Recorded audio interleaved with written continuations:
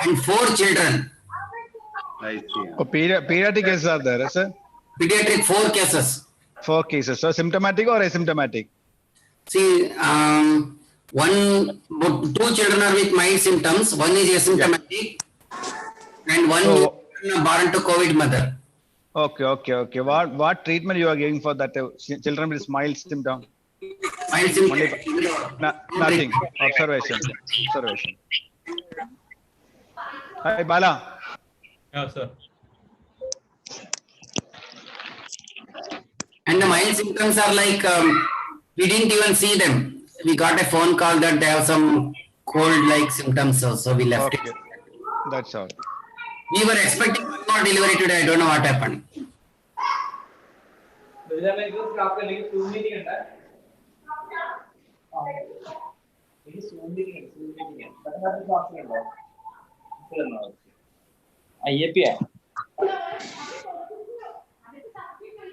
Mama? Subramanian sir, it is there in the chat box. That YouTube link is in the chat box. Is in the chat box. Okay, I'm just trying to see.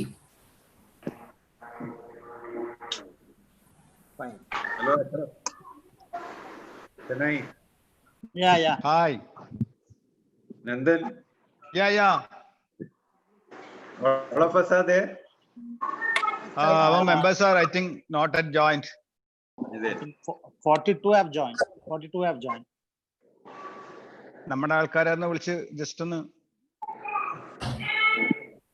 Prashant is coming. Zulfi is there, Mrudula is there. Zulfi is there. Nadir Shah.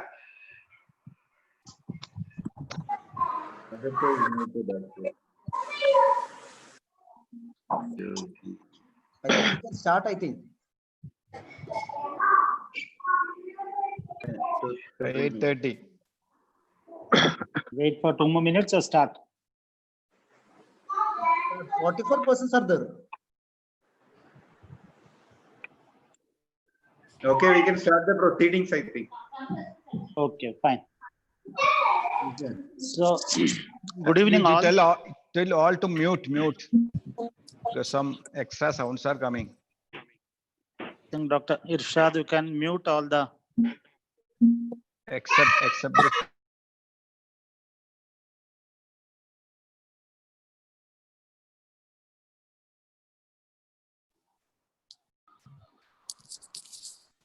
So let's start. Good evening all. It's an honor and privilege for IAP Kannur to welcome you all to this academic session. We have with us our State President, Dr. Narayan sir, State Secretary, Dr. Balandan sir. Yeah, hearty welcome to you all, sir. We would also like to extend our thankfulness towards Dr. Subramania for having accepted our invite. And I'm sure this is going to be a very informative session. We extend our warm welcome to you, sir. A warm welcome to all our senior members, teachers, and dear colleagues. With these few words, before we start our session, I request our State President, Dr. Narayan sir, to deliver a few words.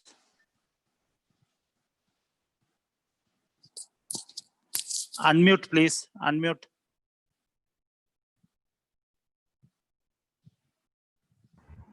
Yeah, good evening to you all. Dr. Padmavashanai, Dr. Irshad, Dr. Nandakumar, Dr. Ansari, and my dear friends in IAP Kannur. Our State Secretary, Dr. Balay, there. Then we have our speaker, my close friend, Dr. Subramania, NK Professor. So it is a privilege for us to address this gathering, the webinar hosted by IAP Kannur, and with an eminent speaker of the caliber of Dr. Professor Subramania, the challenges in pulmonology. We all know Dr. Subramania is a close friend of IAP Kerala, and his students, his friends, he has got a very good network across Kerala. and you'll be having an excellent session ahead. So I wish this Zoom conference all success. Thank you. Dr. Ramesh Kumar sir is there. He said he'll join and he'll deliver a few words.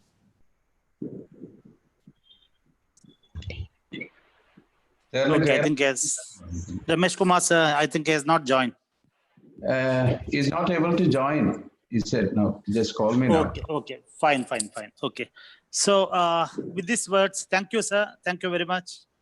So with these words, over to Dr. Ashraf, our mediator for today's evening's program, and who is going to introduce our speaker. Over to you, Dr. Ashraf. Thank you. Can I say thank you very much? This is a very good evening and welcome to the second session, IAP second session of Kannur IAP, web-based webinar. This is my privilege, and I'm very personally very happy also to introduce one of the most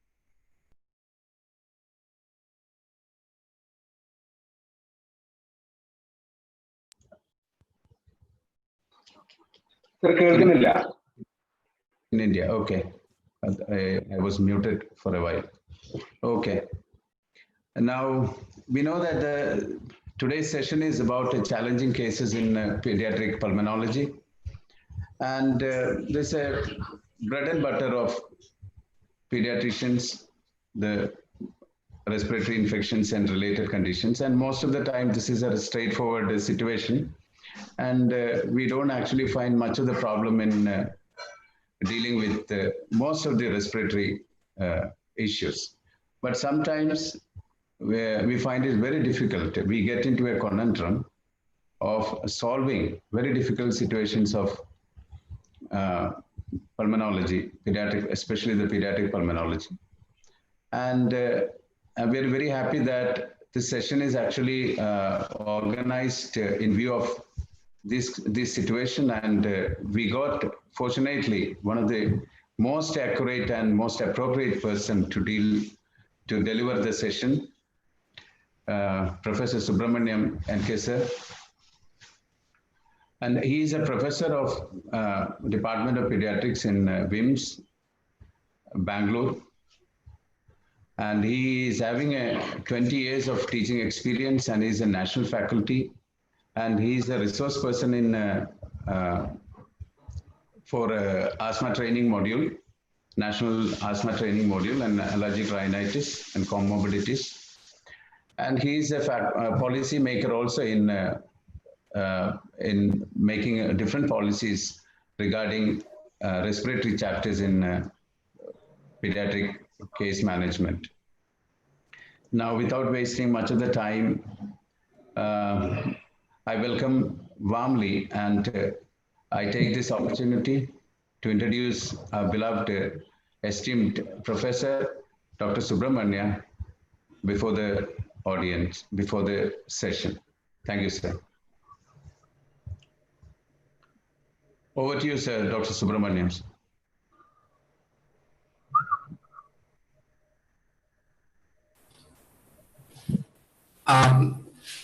Thank you very much, IAP Kerala, Kannur, all office bearers, my dear friends, and my heartfelt fond memories to my mentor who has guided me more than many from Karnataka. In fact, I would place him highest in my heart, Dr. Sukumaran sir.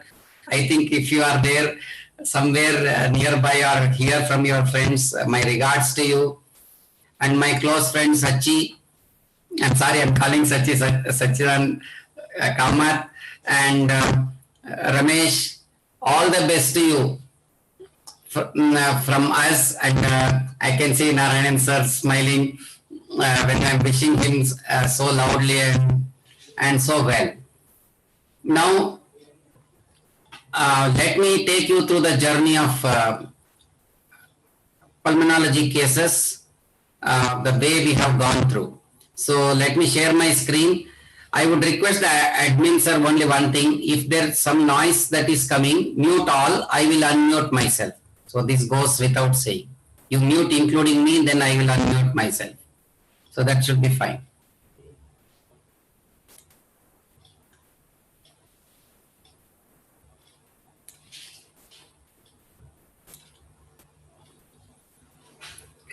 So while I'll be taking you through challenging cases in pediatric pulmonology, some of them were challenges, some of them, when the result is out, they don't appear to be challenges anymore. But when we were facing them, they were real challenges.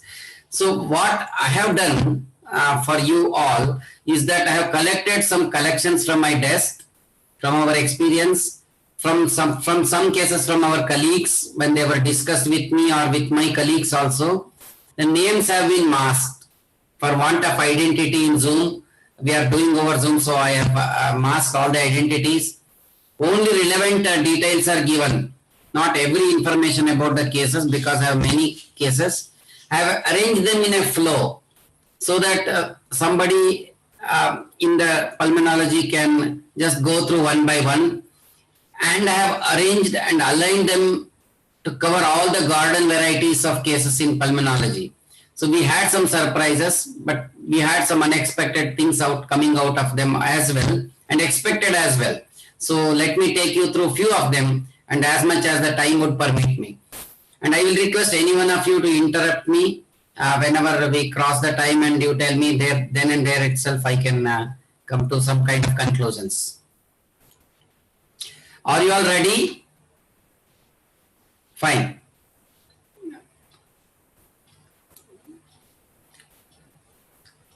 First case is my regards to our my own close friend Dr. Ansari. So I thought I would just name the first case with his name, with his permission. We have Ansari, 8-month-old, first episode of fast breathing, respiratory rate 70 per minute, family history of asthma present, child is playful, afebrile, pulse ox normal, hyperresonant, bilateral V's. It's quite simple. What is this is the X-ray, and any other investigation required to make a diagnosis, which is the organism, what is the line of management. I think I don't waste much of time. I would just like to highlight you that this is the first episode, young age, risk factors for fixed airflow obstruction. I would ask something like preterm, low birth weight, so on and so forth, ventilated in the past, type of the V's, expiratory or in whatever. Can it recur? What will happen to Ansari? It may not recur, but it may recur given that, he had family history of asthma. So in the first episode, we will never be able to separate it. So therefore, my message is, please remember, this is the simplest case to start with for me. First episode and early onset of symptoms is bronchiolitis. Now, is it bronchiolitis? Somebody marking, please stop marking. Is it bronchiolitis? So there are 3 types now in bronchiolitis syndrome that we are facing. Bronchiolitis is not a disease. Bronchiolitis is a syndrome. It refers to wheezing from 2 months to 2 years. It's a spectrum of illness. The course depends on the type of the virus. Course depends on the type of the host and the airway caliber and the severity. So it could be obvious. It may not be bronchiolitis. It could be a probable bronchiolitis. So all these things happen to our in practice. This makes us challenging. Now let's see. Whenever you have a problem, look at the predominant type of symptoms. Is it cough? Is it wheeze? Is it breathlessness? More of wheeze, more of breathlessness takes you to bronchiolitis. More of cough would be just an URTI with cough. So therefore remember this, because it always precedes with URTI. So this is the crux of the matter, and mild bronchiolitis to differentiate from URTI may be many a times difficult, but moderate and severe are very obvious from their presentations. You may have to go for trial of exclusions and clinically. So when do the investigations help us when we are in doubt? So this is one simple slide. The X-ray, CBC doesn't help us. Remember, bronchiolitis is a clinical diagnosis. Should we take X-rays? X-rays can show diffuse interstitial pattern, hyperinflation, collapse, consolidation can present in as much as 20 to 50% of bronchiolitis. Please remember, why I am putting this is because you will always mistake it for pneumonia. So the pitfall here is, what is the challenge? Pneumonia cannot be ruled out by an X-ray in a case of bronchiolitis. This is the dilemma for us, to give or not to give antibiotics. And I will tell you, X-ray will not solve this. So I'll take you through a couple of X-rays in suspected bronchiolitis which we have done. A parahilar infiltrates. This can happen in a viral LRTIs mimicking bronchiolitis. Peribronchial infiltrates. The first X-ray shows parahilar shadows. The second one shows peribronchial infiltrates. These two are characteristics of viral lower respiratory tract infections. And if it happens from 2 months to 2 years, we call them as bronchiolitis. Both of them do not merit antibiotics. I will take, this is the first message. The second one, case Murali, 8 months, repeated episodes of cough, wheeze, fast breathing. This is how he coughs. I will show for you this cough. Anybody can put up in the chat box what could be the diagnosis.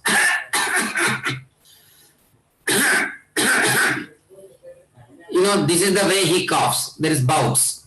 And there is a family history of asthma. Child is playful, pulse ox normal, wheeze present, started on budesonide, SABA. During the episodes, did not help much. There is no good response. Now what it can be? This is the X-ray. 8 months. I have shown you the type of the cough, and there is presentation with cough and fast breathing. Is it bronchiolitis?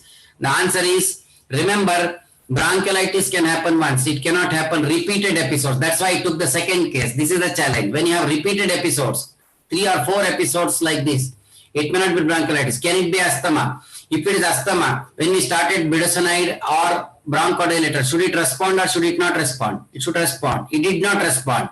So where we are, this is the challenge. When it does not respond to bronchodilators, what to do? You do investigations, help us. What is the management? Now, this child was actually a case of bronchomalacia. And I will tell you, remember how to pick up bronchomalacia. This will have fixed wheeze, monophonic wheeze, and it worsens on bronchodilator because already the airway is floppy, and once you give bronchodilator, it becomes more floppy. I'll just show the video. This is normal airway. This is bronchomalacia, how the airway becomes floppy. Just watch this video.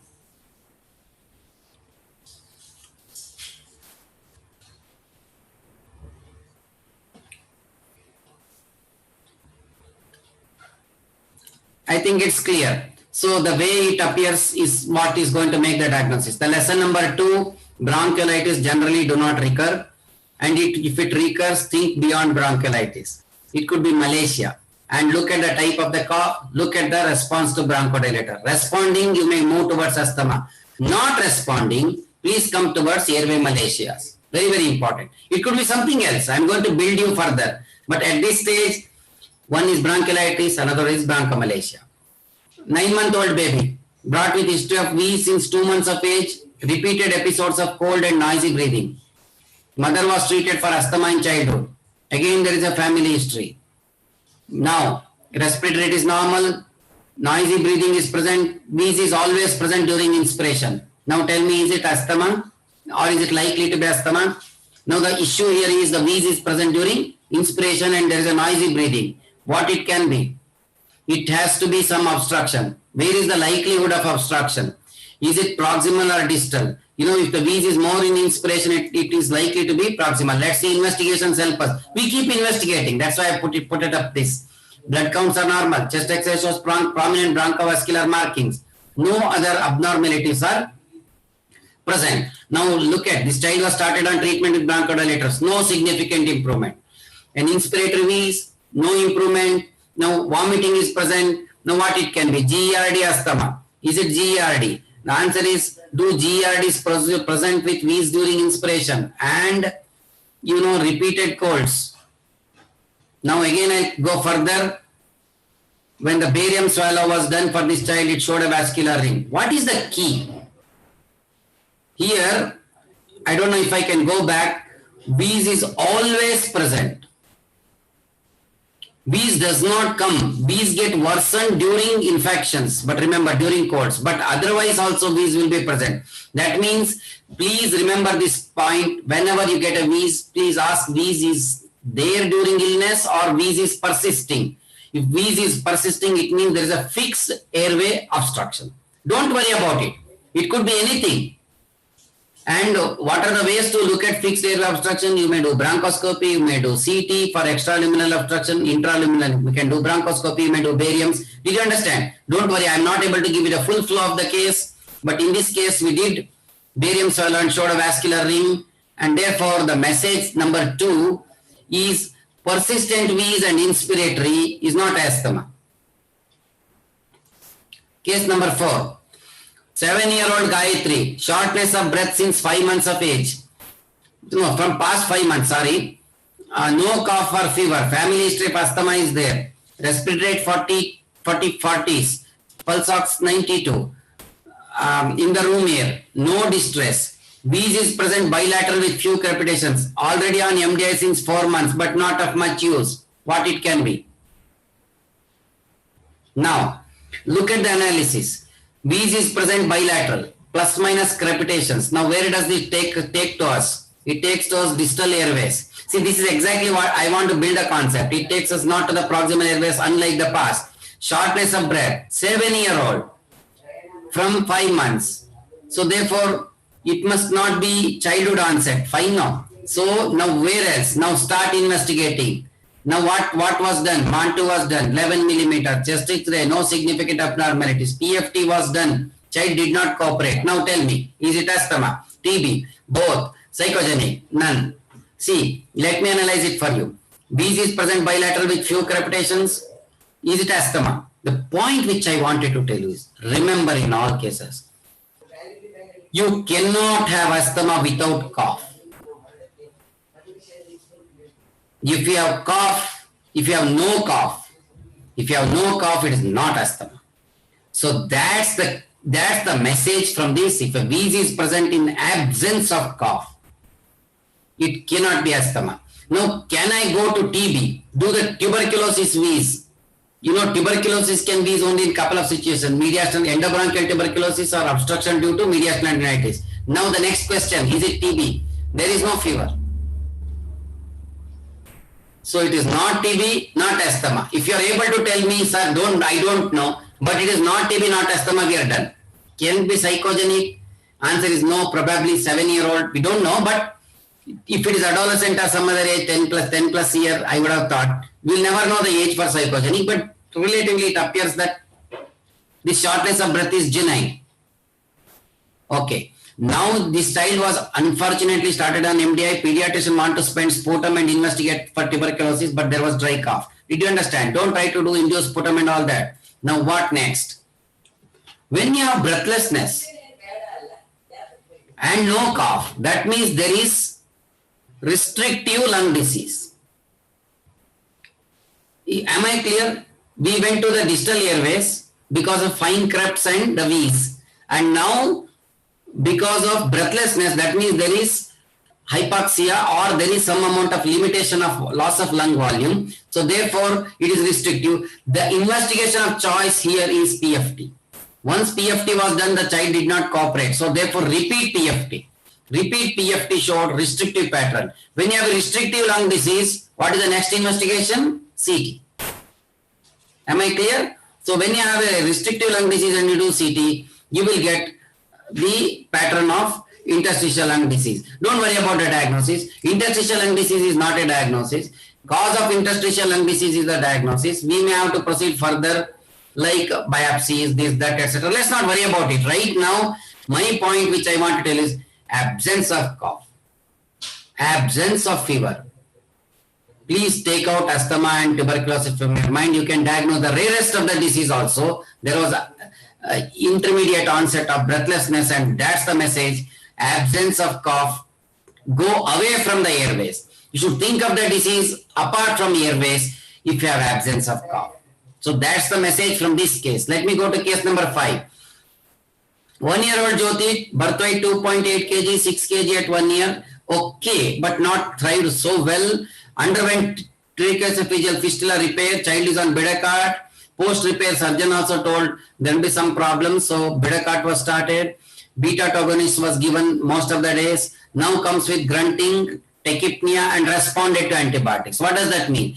Child has a pre-existing congenital abnormality, operated. Now the child had an infection. Grunt means parenchymal disease, responded to antibiotics. I'm happy. It responded to antibiotics. But what is the diagnosis? Is it only TEF post-repair, or why this child is requiring Bedacart? Is it asthma?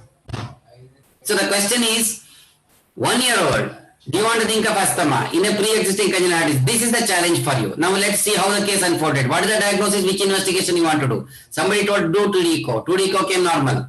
So I tell you, what I have done here is because I want to discuss many cases. I have not written the complete flow of the cases as it happened in the ward. Now I am cutting it short. So 2D echo came normal. What next? What is our thought process? Okay. This is the child whose airways require continued support with bronchodilators and steroids. Can I take it that way? And this child is a congenital disease, is getting not thriving well. That means the child must be getting repeated infections. You tell me repeated infections and unsustainable airways. That takes you to reflux. This is a child where you should your card on diagnosis of aspiration should be very high. This child responded to PPI. Remember, how do you diagnose them? Failure to thrive.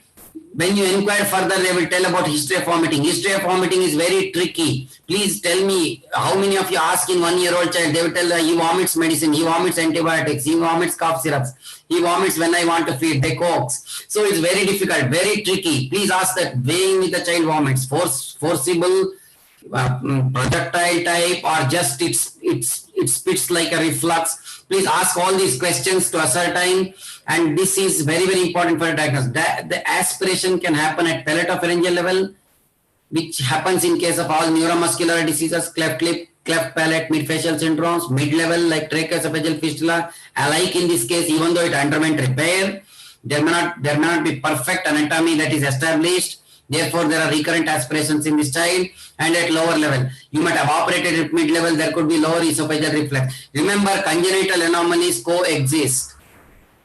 It is not that you will have only one congenital anomaly. When you have one congenital anomaly, that's why we did 2D echo, because somewhere that shunt can be missed, isn't it, when they repair. So it does happen. So remember, congenital anomalies, multiples can happen. That's the hint and that's the key. And in this child, you need to give anti-reflux therapy. And the key here is this child had feeding difficulties. My message to you, when you have airway symptoms, fine.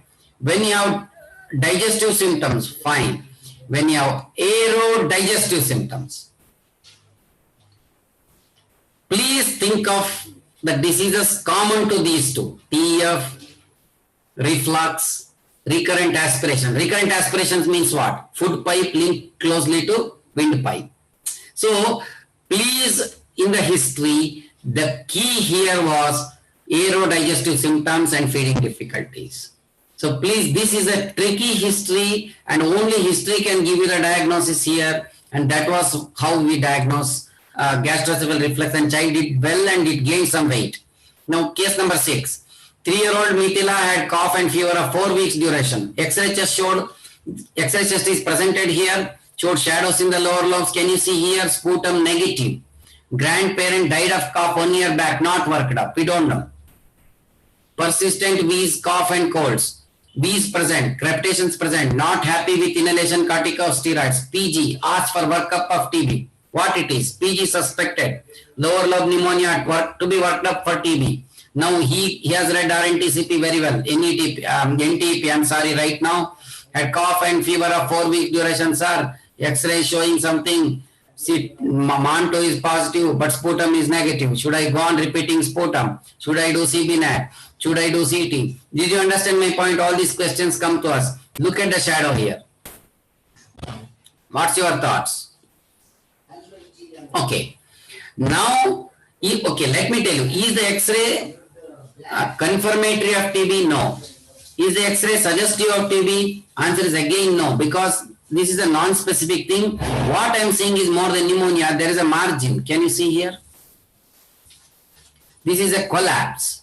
There is a collapse of the lower lobe. If there is a collapse of the lower lobe due to TB, let me take this MANTO positivity. Then I should find a node here. I'm not able to find a node, but it doesn't matter. Nodes can be missed. Okay, should I do a CT for the node? My thought process is, look at here. Is it asthma? Okay, let me come back to that basic question, ICS. Look at the presentation. Persisting V's. Recurrent V's is asthma.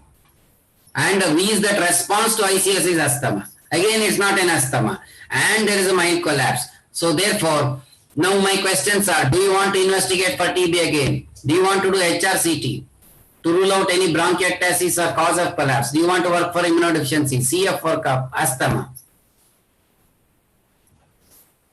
Now, the problem here is, what is the investigation that I should do if there is a collapse? Collapse is a disease of either intrinsic or extrinsic compression of airways. Remember, a child can have an intraluminal or an extraluminal or an intramural obstruction. What is the investigation of choice? Is it CT or bronchoscopy? If I have a collapse, I would do bronchoscopy. Am I clear at least on the message? Here there is a collapse. Don't worry about the Manto for a while. Manto can be an evidence of infection.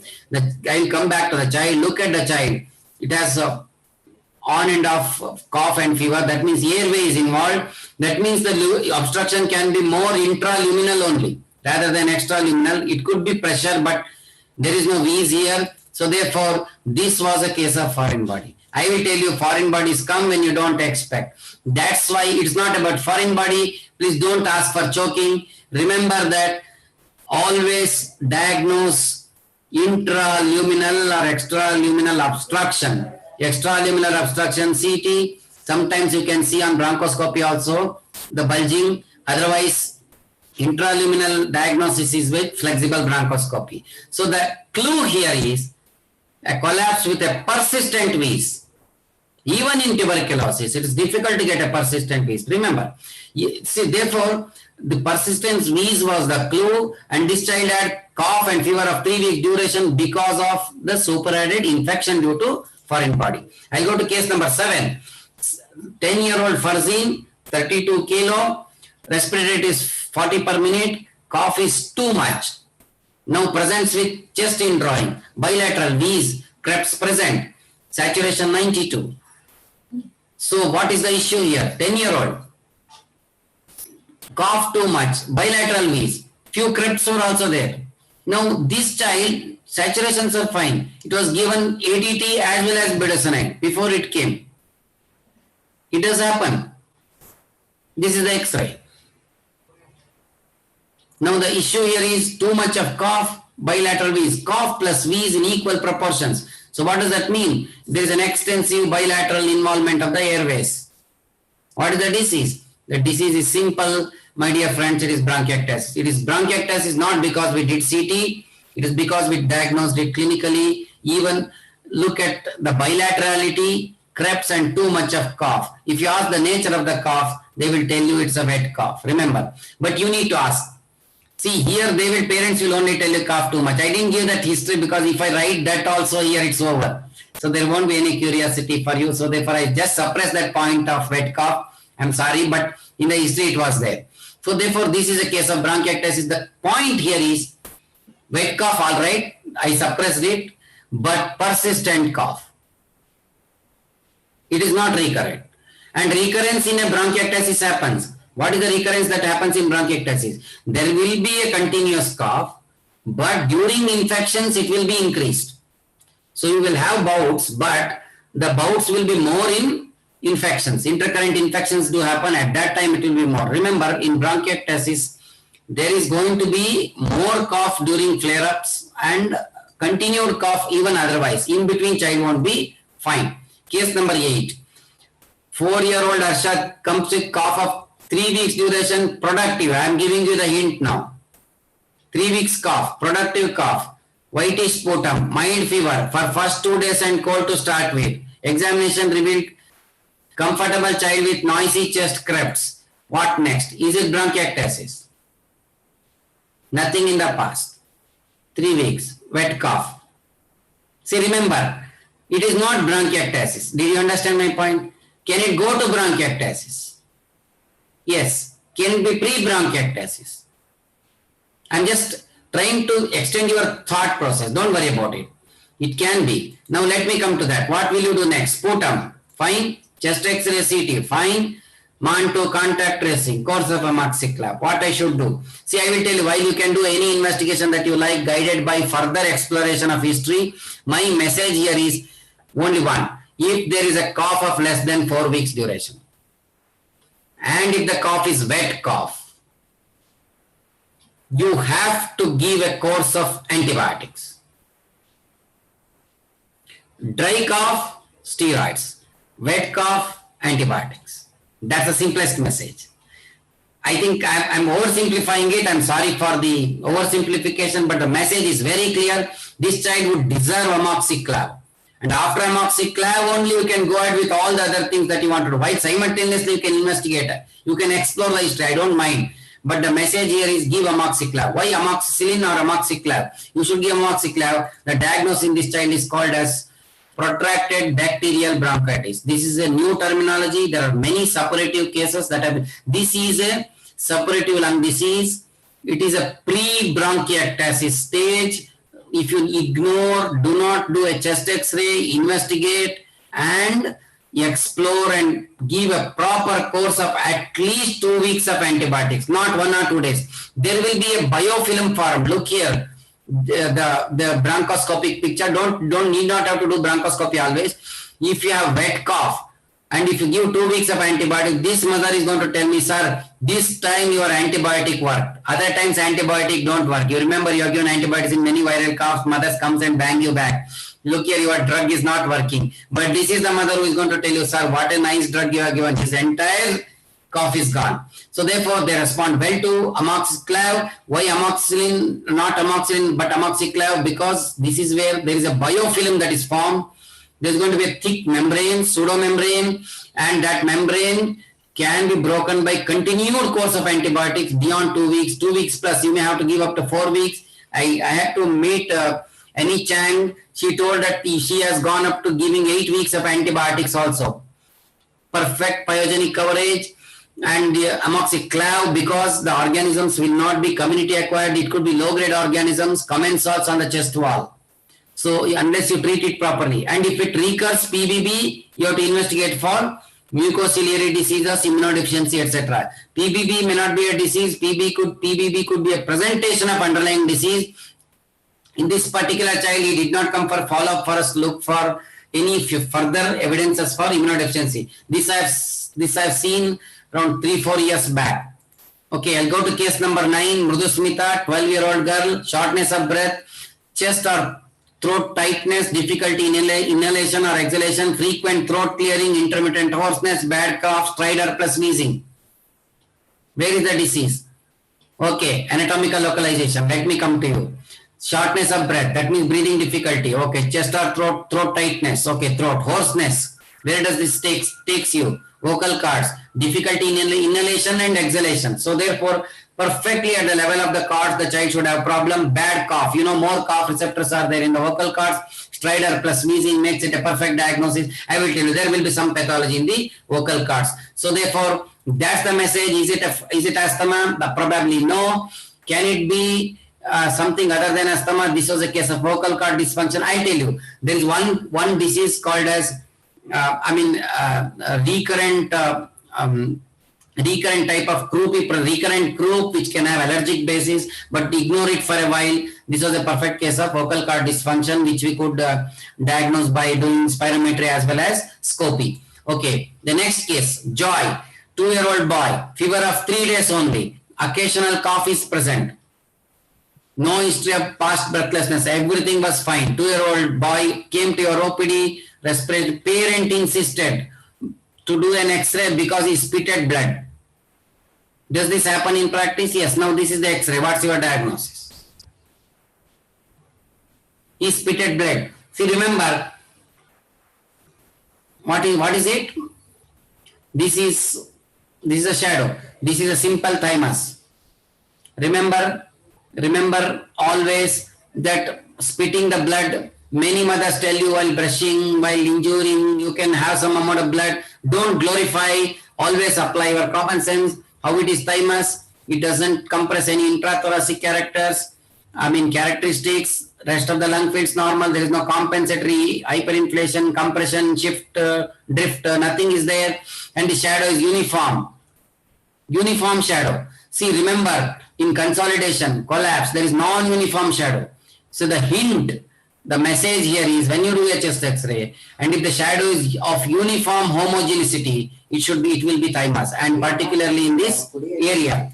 Okay, so the diagnosis is over. So treat it symptomatically. Don't worry about X-ray. Don't do CT and other things. You can do ultrasound if you have doubt. Ultrasound can diagnose the thymus, because thymus do cause problems. You will never know. I will tell you, many investigations have been done just for the want of thymus. Pawan, 14-year-old, fever of 3 weeks duration, night sweats, occasional cough present, wheeze present, no past history of breathlessness, respiratory rate 20, no distress, cervical adenopathy, localized wheeze. What is this? Now the hint is there. There is cough, airway involved, wheeze, airway obstruction, fever of 3 weeks, infective, cervical adenopathy, localized wheeze. Now what do you expect in the chest? There will be adenopathy in the chest. I am just trying to tell you that this is how your history and flow should be in this particular child. What is the diagnosis? Now we almost come to, and before the X-ray also you can tell that I am expecting an obstruction in the airways. Now this was the X-ray. Is it TB or is it lymphoma? Looking at the X-ray, it looks like more likely to be, may not be TB, it could be a lymphoma. Did you understand my point? Look at the type of the mediastinal widening that you have. If you ask me, can it also happen in TB? Anything can happen. But my dear friends, please, this is a child where you need to go for CT and go for the further diagnosis. So therefore, this child was further worked up. What is the message here? Message here is a localized wheeze in the chest. So I'll go back, look at here. So this is the wheeze. You will get localization of wheeze. This is not a wheeze of asthma. Here there will be a prominent wheeze, fixed obstructions. So you remember, so therefore the message is, if the wheeze is localized, suspect an intraluminal, extraluminal, intramural obstruction. That's the message. That's very, very important. If you suspect intraluminal obstruction, bronchoscopy. Extra, you can go for CT. And so in this child, even X-ray itself, before the CT has shown us some extraluminal obstruction. That's the diagnosis. I'm not worried about what next. So that's what I want from the case. Okay, next, case number 12. 8-year-old Sandeep came with complaints of shortness of breath and cough since 2 months. On examination, he was found to have wheeze and diagnosed asthma. He was treated on budesonide. Later, the dose was increased, but the cough persisted. A simple examination clinched the diagnosis. Shortness of breath and cough. Airways involved? Okay. Shortness of breath. I'll tell you what. If you have cough since 2 months, is asthma likely? No. There is no fever. There is no infection. So it should be a non-infective disease. It should be a disease which causes shortness of breath. It is a disease that should have airway involvement because there is cough. Did you understand my point? So therefore, where we are placing? Now look at this child. This child had clubbing. Now it's over. This child's clubbing was not seen. And I'm telling you, after the CT was done, clubbing was seen. And this has happened to us in the practice. Now while I'm presenting in the reverse way. General examination was done after the CT in this child. Let me confess. I don't know whether I examined. Sometimes when we take the rounds, students have already examined and we'll never know. They may or may not present. See, we cannot completely examine many children in the rounds. I don't know many teachers, what is your experiences, but we need to expect. So in a respiratory disease, do not hesitate to look at clubbing because this is often missed by many. Therefore, I have presented this for you. Okay, next one. 7-year-old Madhuri, a sister of known case of rheumatic heart disease on prophylaxis. See, this Madhuri's sister is having rheumatic heart disease. The mother now is bouncing on you. There is cold, throat pain, a fever of 1 day. Now, because there is another rheumatic heart disease child on prophylaxis, what will you do for this child? Will you give antibiotics? Will you wait and watch? Will you investigate? Now, the problem is here not diagnosis. If this case was, there was no rheumatic heart disease in the family, you are on the less kind of tension. Now there is a parental pressure. How will you yield? Now this was a challenge. Now any case, this child, I have changed the name, happens to be the daughter of a cardiologist, and I have taken the photograph.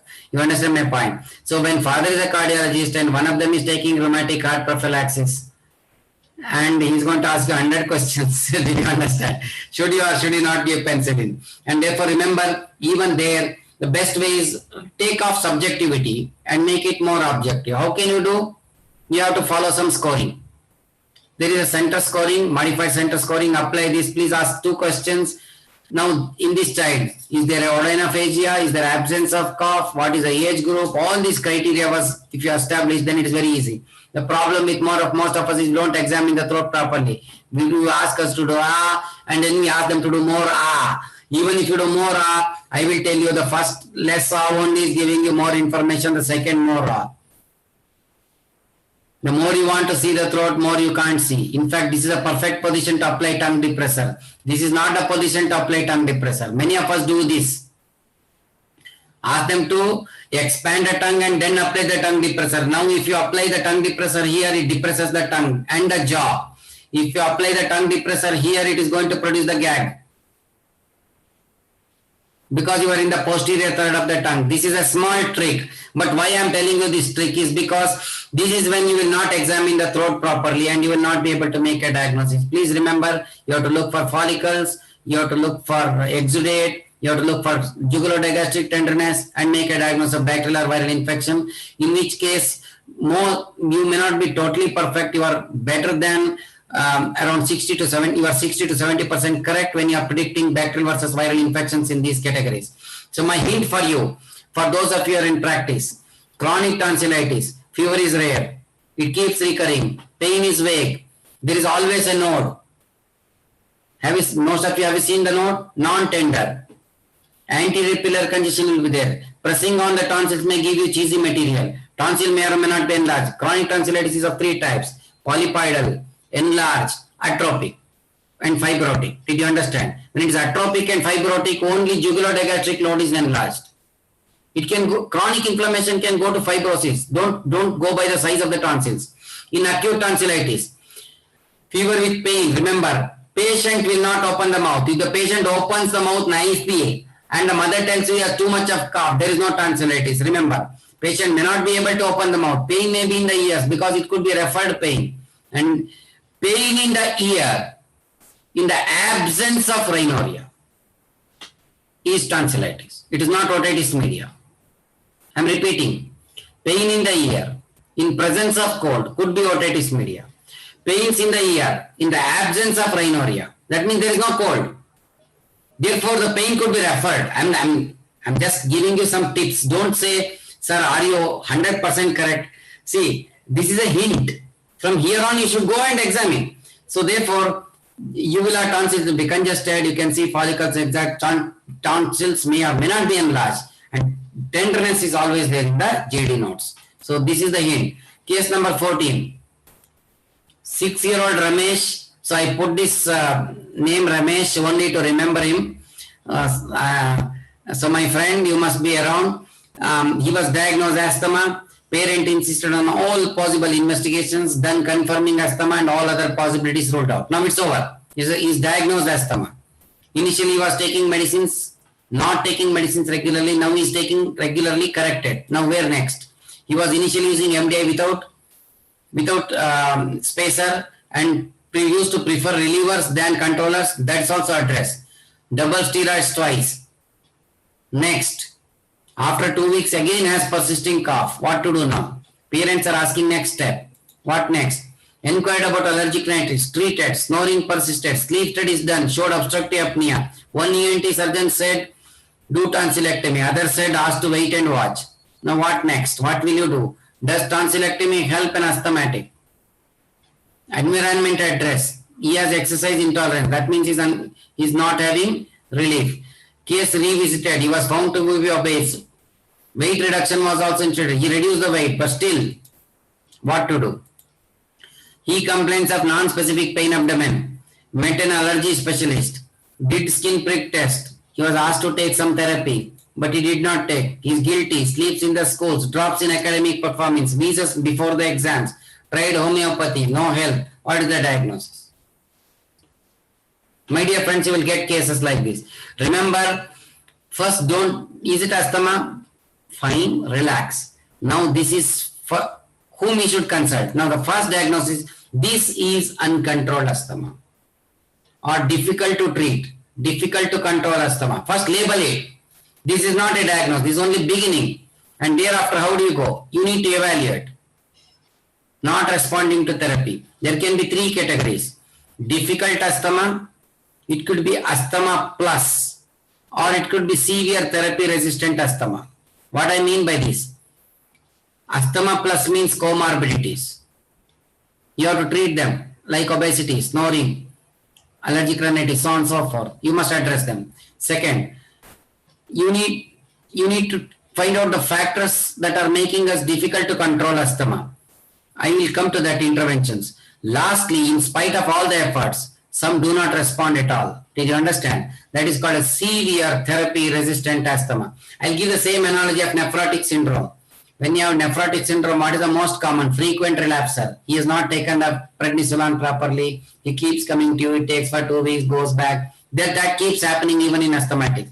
So remember, after you intervene here, this is around 80%, 60 to 80%. This is around 30%, and this is around 1 to 5%. And when you intervene, it will be no longer problematic. I will tell you what are the interventions that you have to do, treat and follow up. When you have intervention, still it can be refractory asthma, and it can be refractory asthma plus, then you have to refer. And then if you severe therapy resistant asthma, you don't manage at home, you have to refer.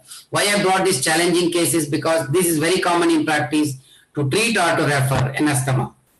It's a dilemma by many pediatricians. What you should do? Check the diagnosis. How do I check the diagnosis? Ask them.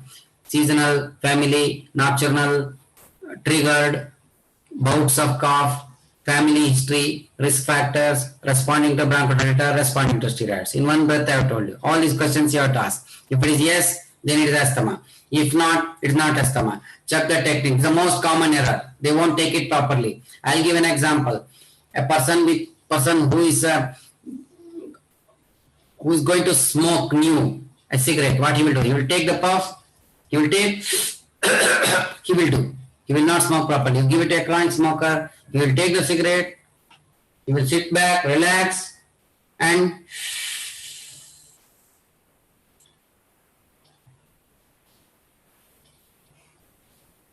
I'm just showing you, I'm not showing you the device, I've shown you the technique, how the air should flow. Air should flow in a laminar flow. You should have a good start. You should have a sustained laminar flow. You should hold a breath and slowly release. This technique is very, very, very important for them. Please show them this example. Their parents will understand, and they have to adhere to the treatment. Comorbidities needs to be addressed. And I'll tell you, environment needs to be addressed. Therapy resistant issues have to be seen. So all these factors have to be taken care. Is diagnosis of asthma difficult? There are only 3 categories. Is it obvious asthma? Fine. Is it probable asthma? Is it not an asthma? But we are caught here. When it is probable asthma, give a trial of inhalation corticosteroids plus or minus bronchodilator. If they respond, it's asthma. And when you stop, again symptoms come back. When you restart, again symptoms go back. Steroid responsive airways. Bronchodilator responsive airways is asthma. Not responsive, evaluate for no asthma. That's the key. Trial of ICS has to be given for 12 weeks. The next one, under 5 Wheezer. There has been confusion. I will try to solve the confusion in only one slide. Please understand. Don't go behind phenotypes. Look for risk factors. Again, you have 3 types. Obviously asthma, probable asthma, not an asthma under 5. Correct? Obvious asthma means you have risk factors. Not asthma means in the absence of risk factors, you have symptoms of wheezing and cough. Probable asthma, give a trial of ICS. Responds on, then he is asthma. Doesn't respond, not an asthma. Very, very simple, my dear friends. Asthma is too unlikely if they are too young. So under 5 should not be, under 5 you classify them into under 1, under 2, under 3, under 4. Then if closer you are to the 5, then more likely it is to be asthma. Otherwise you give time, wait and watch and follow up these patients.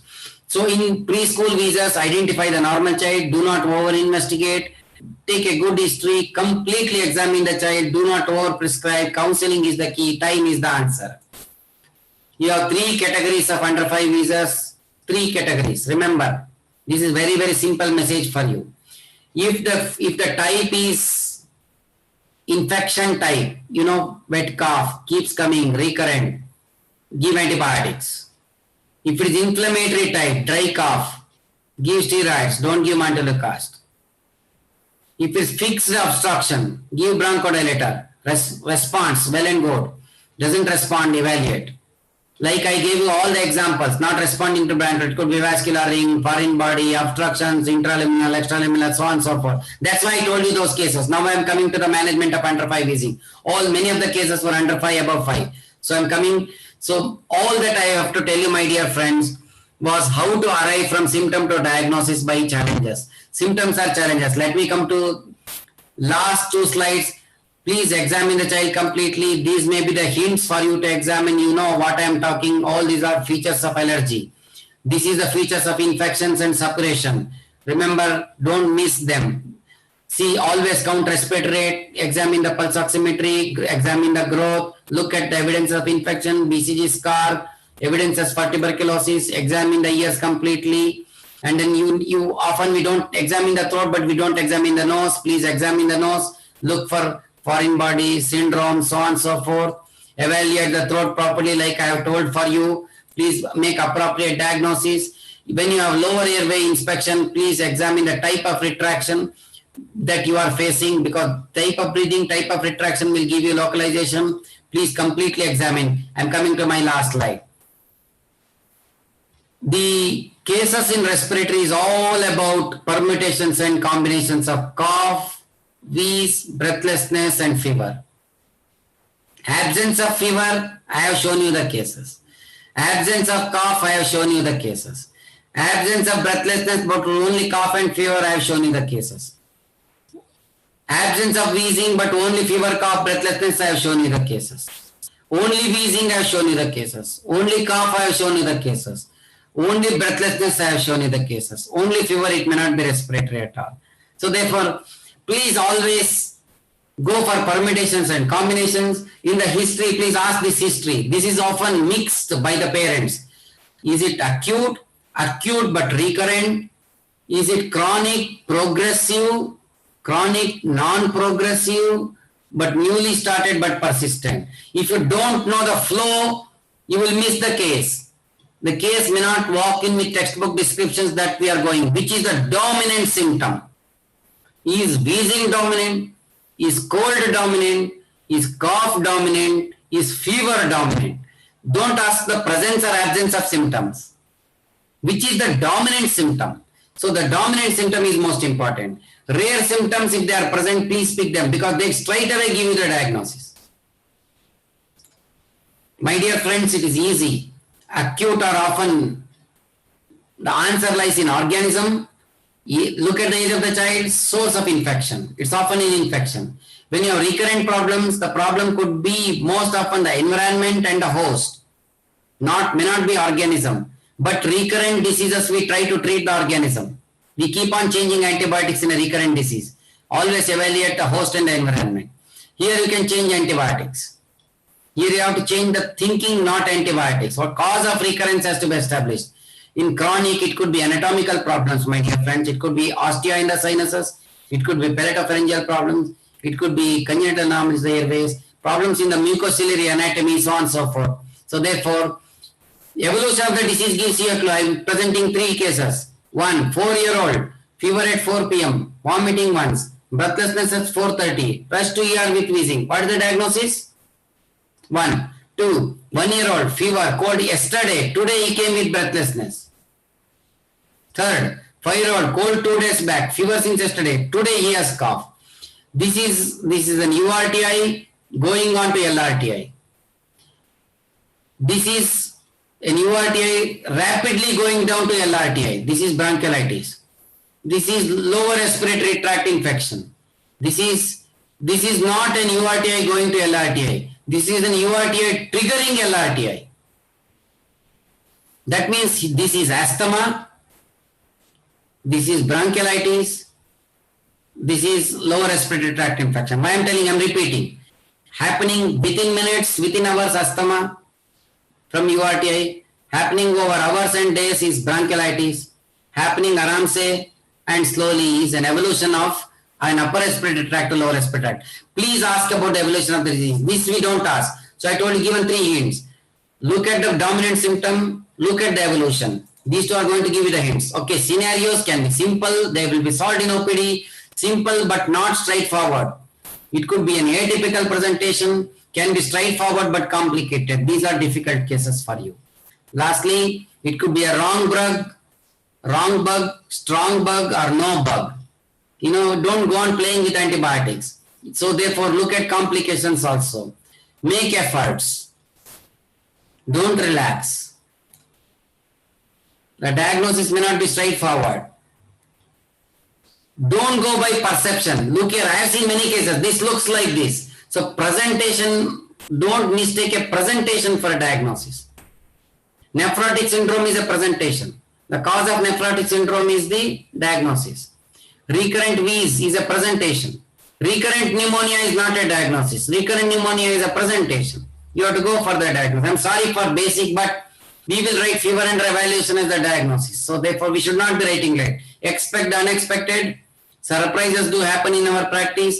Try to find solutions in resource poor settings. See, people say, I can't do genetic evaluation. There is no CT available. There is no bronchoscopy available. Sir, you have everything. So don't worry.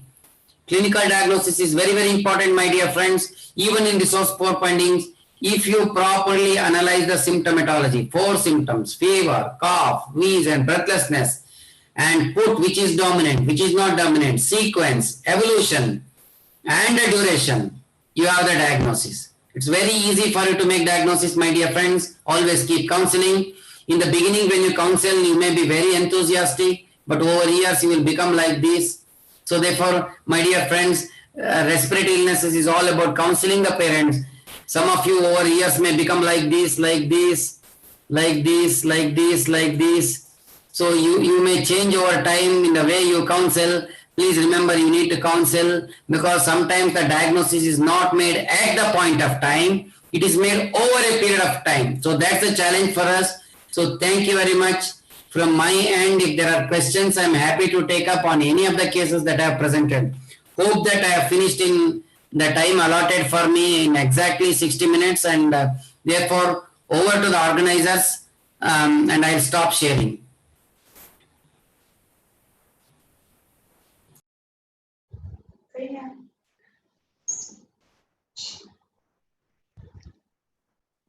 Hello. Thank you so much, sir. Sir, as always, this was a very excellent and stunning presentation, and I think the peoples have forgot to ask questions, and I was typing. You have to type your questions, but I got only very few questions. But actually, the peoples have been taken aback by the presentation, and that is the. It comes from a lot of messages in the chat box, and it's not a wonder. Sir, there were a few questions, and what the one question was the role of combination of Moxiclav and Azilide. If yes, indication. I will try to answer with some amount of oversimplifications. If there are, two good academicians and teacher, my apologies. Because when the question comes, I will look at somebody at the desk in front of a patient. Should he prescribe an amoxicillin or amoxiclav? Let me answer this question because it's a simple message. What is that amoxiclav covers, which amoxicillin does not cover? Let's first answer this question. It is Moraxella catarrhalis. Please understand. And majority of the times, Moraxella catarrhalis is not a cause of, major cause of respiratory tract infections.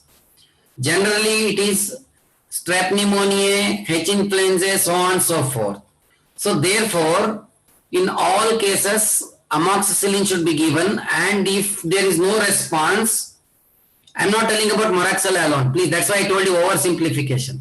It could be brothers and sisters of pneumococci and other organisms. You know, so many commensals are there. Airway is open, upper and lower. You can get any organism inside. So therefore, the answer after giving amoxicillin, if it is not responding, either diagnosis is wrong or it is amoxicillin not responsive.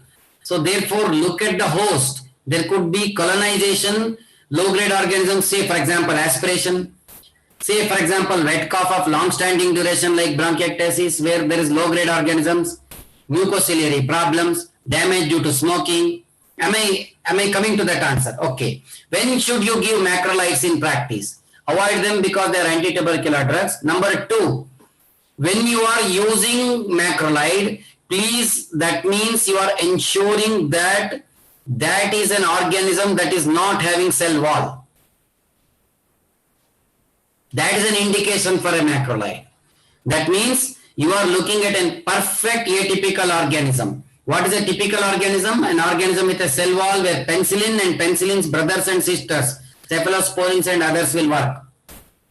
And if the multiplication of the organisms is too much, like sepsis situation, then you have to add an aminoglycoside because aminoglycosides acts extracellularly while penicillins will break the cell wall. So there is a synergism. Have I just completed the antibiotics? Lastly, when I will give antibiotics in respiratory tract infections, only one line answer I will give.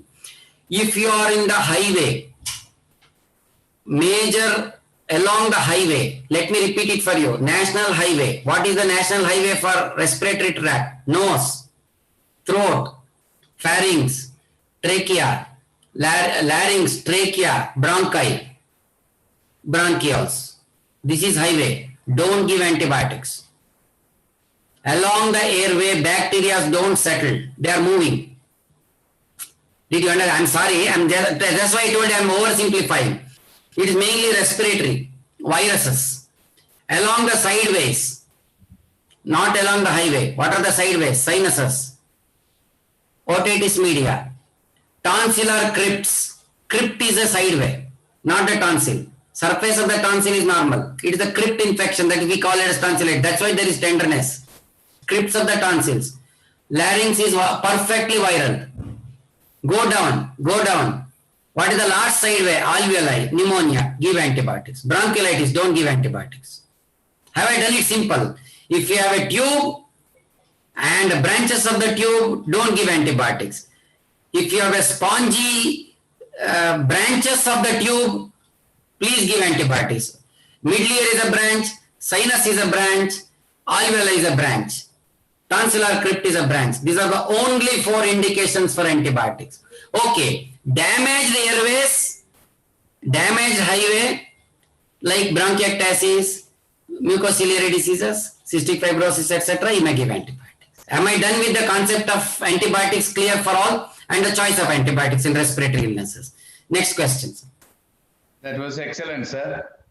I think epiglottis can be taken as a sideway, right, sir? See, there are to be very honest with you, this is just oversimplification. Please understand me. Oversimplification is because when you're writing, it's so simple. You don't have to worry much. You take the exceptions. There, if you want, I will list the exceptions. For want of time, I did not list the exceptions to this. Even pneumonias can be viral, isn't it? So I did not get into that. But generally, why? I will tell you why. Sideways, there is stasis and colonization with bacteria. Colonization in middle ear, colonization in the sticking sinuses, secretions, and in the alveoli. There is seeding, secretions, and superadded infection, proliferation. Did you understand? But in the main airway, the bacteria cannot sit there. This is a rented house. This is not a permanent house. It is moving. So it cannot sit and proliferate unless the respiratory tract is damaged. Okay, sir. Exceptions I give you, sorry, because you asked exceptions. Let me give the exception of a bacteria, pertussis, for example. Yeah. It involves the airway. So don't go for exceptions. See, those cases are very easy for you in practice. I am coming to the common illnesses that you meet. Next one. Now, sir, the role of nasal spray in asthma and allergy, somebody asked that question. Okay. Asthma, prevalence of allergic rhinitis in asthma is 30%. Okay. And prevalence of asthma in allergic rhinitis is 70%. Let me repeat. Allergic rhinitis in asthma is 30%. That means asthma is more a broader disease. Only atopic children with asthma, more of atopic variety, they will have more of allergic rhinitis because it's one airway, one disease. Yeah. So if you have an atopic child, there will be nasal symptoms, they may not tell. They will be only, see when the patient comes, they will be only telling more about chest, not about the nose. They think nose is okay. This is colds. Understand? So please explore and treat. Unless you treat the nose, the chest won't become better. If you have an allergic rhinitis, in that case, treat allergic rhinitis, asthma will go off. More often it's a reflux because asthma is 60%. So when you have two diseases, what to do? Let me tell in one line. Predominant allergic rhinitis, treat nose first and then chest. Predominant asthma, treat chest, difficult to treat, add nose. 50-50, give both. Don't worry about side effects of steroids. Next one. So the third question I will ask last. The other question was, that was a diagnosis of case 12. I think that Okay. CT case, case 12. I'm difficult. Should I have to go back to, I don't remember the cases. So many are there. Should I go back to the case? The child with clubbing, sir, probably. Okay. See, the clubbing, I told you that if after everything was done, the clubbing was related. I will tell you the problem of grade 5, grade 4 clubbing, anybody will pick up. But are we missing grade 1 clubbing? That's the problem. Okay. Then the next was, in young infants, from what age can we prescribe beta-2 agonist and the decongestants? Okay. Nasal decongestants. Yeah. Again, like I answered for antibiotics, let me tell you about beta-2 agonists. Give me only 60 seconds time. Is there any problem of time? Please let me know. It's okay, sir. I think I need a bit of breathing. I tell you what. Beta-2 agonists respond if there are beta-2 receptors. Where are the beta-2 receptors are situated in the airways? 90% of the beta-2 receptors are situated in the smooth muscles. Only 10% is in rest of the airways, of which 80% is in the medium and small airways. Only 5 to 10% is in rest of the airways spread.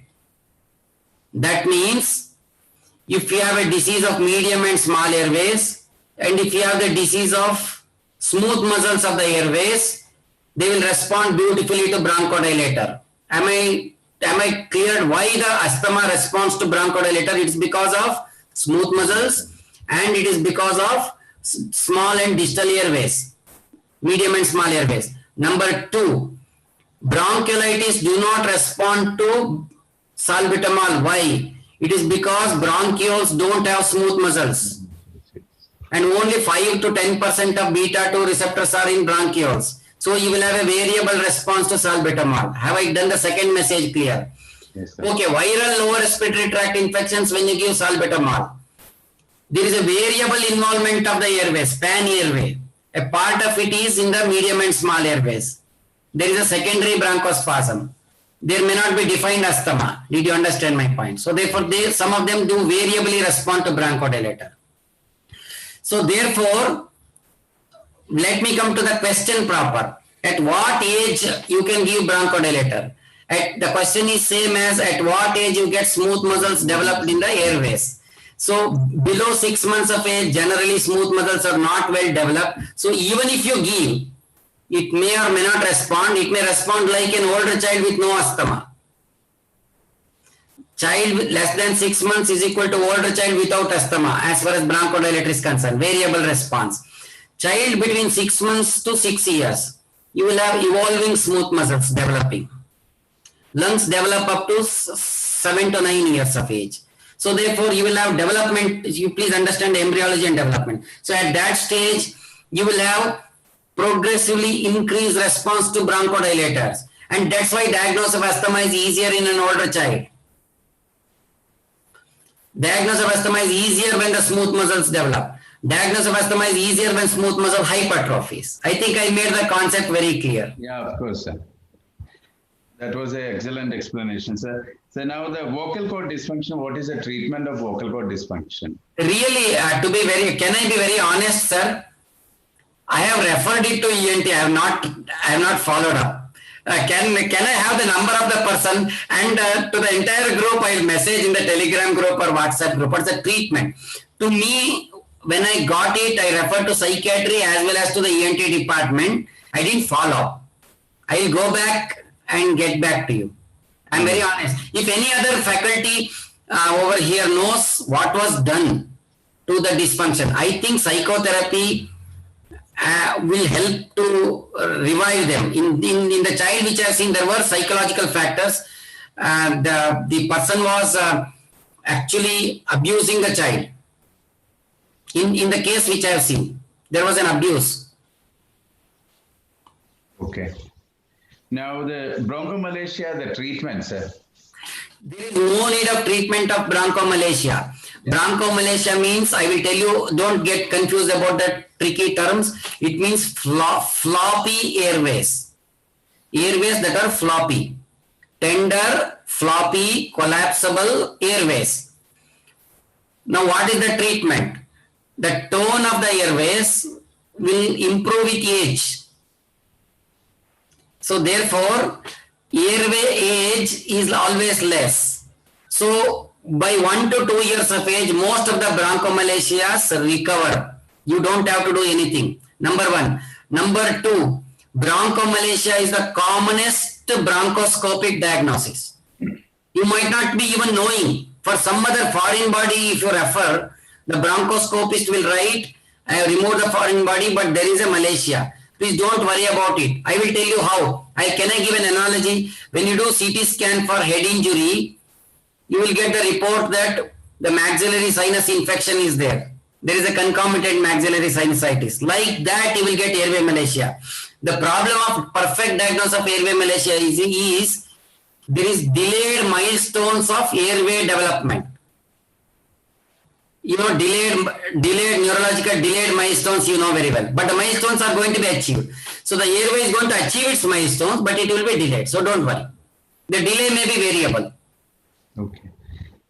I think only one or two questions more, sir. Please In, ask. now in adrenaline wise hypertonic saline wise steroid nebulization and as a bronchodilator. Okay. I think bronchodilator I have answered very well. You understood the location of beta-2 receptors. Adrenaline is a non-specific dilator.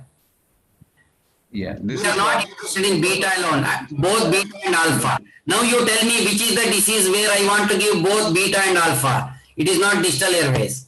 It is not just proximal airways. It is close to the larynx. So what is the disease? It is CRO. Yeah. Am I done with the concept? Yeah. Did you understand my point? Now let me make you understand why adrenaline CRO. That is because the mechanism of action of adrenaline anatomically matches with the larynx, laryngopharynx and laryngotrachea. Therefore, we give adrenaline. Let me answer the other question. Why adrenaline is tried in bronchiolitis? You know, you are given specific beta-2 agonist which will not work in bronchiolitis. Then what will you do? You are desperate. You give a non-specific bronchodilator, that is adrenaline, and try and see any part of the airways dilated, somehow my air goes into the child's chest due to breathlessness. So switching over from a non-acting selective beta-2 agonist to a non-selective adrenaline is an act of desperation in bronchiolitis. Number two. Number three, inhalation corticosteroids, they don't act unless there is a eosinophilic inflammation. Airway inflammation is of two types: neutrophilic, eosinophilic. TH1, TH2. Neutrophilic in viral and bacterial infections. Eosinophilic in allergy. Can a person with allergy can also have infection? Yeah. Yes.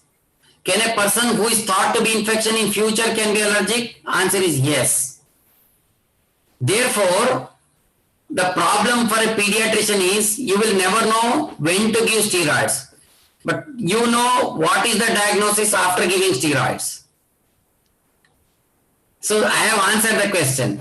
But if there is a family history, if there is atopy, if there is a probability of asthma but not proved asthma, eosinophilic setting, it is going to respond to steroids.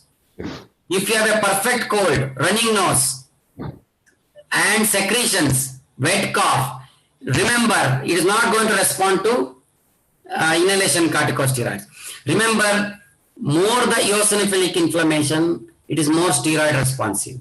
More the steroid responsive, more likely to be eosinophilic inflammation, therefore asthma. So the last question will be COVID and pediatric pulmonology. Okay. Can I tell you, see, in simple words? I'm sorry for oversimplification. There is something called COVIDology with 2.5 lakhs articles. I'm not going to refer from there. I will tell you what I have understood. COVID is a disease of parenchyma, not airways. Mainly it goes down. Pan-airway, pan-parenchymal disease. In children, it is asymptomatic, non-selective involvement of the airways. Because the child's immune response is not robust, ACE2 receptors are less, there is less response and therefore it is asymptomatic. Number one. Number two, what it is in adults, let me tell you, then you will know what it is in 1 to 5% of cases in children. 1 to 5% of cases in children behave like adults. Okay, number two. Number three, what it is COVID in children or adults, in those children and adults. COVID is, I will start with one example. What is hypoxic ischemic encephalopathy in newborn? There is hypoxia, there is ischemia, and there is encephaloid, not encephalitis, encephalopathy. So it is not pneumonitis. It is pulmopathy. This is hypoxia is there. There is ischemia of the lungs. So I will tell you in simple words, COVID in adults is hypoxic, ischemic, pulmopathy. So what is the treatment? Can you give oxygen for hypoxic ischemic encephalopathy? Oxygen only? No. You have to give oxygen in, I will come to newborn HIE because you have understood that disease very well. You will give oxygen. You will do head cooling. What is head cooling for? Reducing the cytokine storm. Same way you have to do lung cooling. I am not asking you to put a fridge. All the drugs used for lung cooling, reducing inflammation. Last one, ischemia. You know there are watershed areas in the brain in newborn. Same way there are watershed areas in lungs. So, what do you mean by ischemia? I will explain to you. This is DIC of lungs. This is not a generalized DIC. It's a localized DIC of lungs. So, the role of heparin, low molecular weight heparins. So, can I repeat for you? The majority are asymptomatic. There is hypoxic ischemic pulmopathy. When there is only mild asphyxia like HIE, you give only oxygen. Moderate to severe cases, control inflammation, clear the airways. You can give various drugs to control inflammation. Now we are battling with the drugs to control inflammation. Antivirals have to be given early, not late. Like antibiotics have to be given early in sepsis, not when septic shock happens. But if we start giving the antiviral drugs when they are intubated, probably we are too late. Did you understand my point? Early course of the disease, preferably. But we don't have guidelines for that. Lastly, controlling the inflammation depends on treating the root cause of inflammation. Prevention is the best for COVID. I think I have summarized the COVID respiratory illnesses. So, perfusion of the lung has to be taken care of. Oxygenation has to be taken care of. Perfusion plus oxygenation is a problem in the interstitium. ARDS has to be taken care of. There is alveolopathy there is endotheliopathy in COVID. The mixture of these two happens in interstitium, that is the cause of death. I think that is the end of the question, sir. So with this, back to Shanai, sir. Thank you very much. Thank you very much, sir, for this excellent presentation on pulmonology. We are grateful for the time and effort you took to share your experience. I believe we can definitely benefit from this session. Thank you once again, sir. I request Dr. Irshad for the vote of thanks. Before you go, vote of thanks, I have a small word. All of you, please become members of the respiratory chapter. I am the secretary of the respiratory chapter. I'm begging you, please join our family. Those of you who are not the members, please become members. Please call up Irshad and trouble him. He will collect the money from all of you and send it in a bulk check. Kerala is known for group participation. Irshad, you are going to send to me 3 or 4 lakhs check, and the cost is only 2,500 per member. So please become member, join the Telegram group, and all of you please note down the numbers. Many people send to me difficult cases by WhatsApp, Telegram, etc. Please note my number 94482079993. I'm repeating 94482079993. Any of you can share my WhatsApp number, mobile number with any of the patients or whomever you are referring. Don't worry. There is no privacy. You can comfortably refer and use. So my request is join our respiratory family. This year we may conduct e-Respicon. So I request Irshad, there will be only one check from Kerala. I will not accept smaller checks. Only one bulk check from all the members. Please coordinate and organize yourself. Balchandar is smiling. So with folded hands, Narayanan sir, all of you, please see that you come participate. It's a e-Respicon. So you please participate in large numbers. We'll have a wonderful 2-day conference with nice breakups. You will not have to sit in front of the laptop for 2 hours. We'll give you proper breakups and we'll plan it properly. First time we are planning for a national conference on a web platform. We hope so that we will try to do it. If possible, we will merge it with South Zone Pedicon if Kerala IAP agrees. So only these last few remarks as administrator, as a secretary of National Respiratory Chapter, I have to tell you, I'm sorry for that much of time that you have given to me. Thank you very much. Irshad sir, over to you. Good evening. I will try my best to collect maximum participation for e-Respicon and also joining in IAP respiratory chapter. And it's my pleasure to express my vote of thanks on the behalf of IAP Kannur. I express my sincere gratitude to Dr. Subramanya sir, Honorable Secretary IAP National Respiratory Chapter, Professor of Pediatrics, WIMS and RC Bangalore, for excellent, informative and very useful and day-to-day practice on challenging cases in pediatric pulmonology. Thank you, sir. I also express my thanks to Dr. Narayanan sir, President IAP Kerala, Dr. Balachandran sir, Secretary IAP Kerala, and all senior members and teachers for their wholehearted participation and support. And also thank Dr. Padmanabhan Shanai sir for welcome address, Dr. KP Ashraf sir for moderating the webinar, and each and every one of you for making this webinar a grand success. Thank you. Thank you, everyone. Somebody for the slides, I will send the slides to all. Whoever gives the number, I will send them the slides. Don't worry, I don't want any privacy of the slides. I will send it to you, you send it to everyone, no problem. Okay, okay sir, thank you. Thank you. Thank you. Irshad, stop YouTube live stream. Irshad.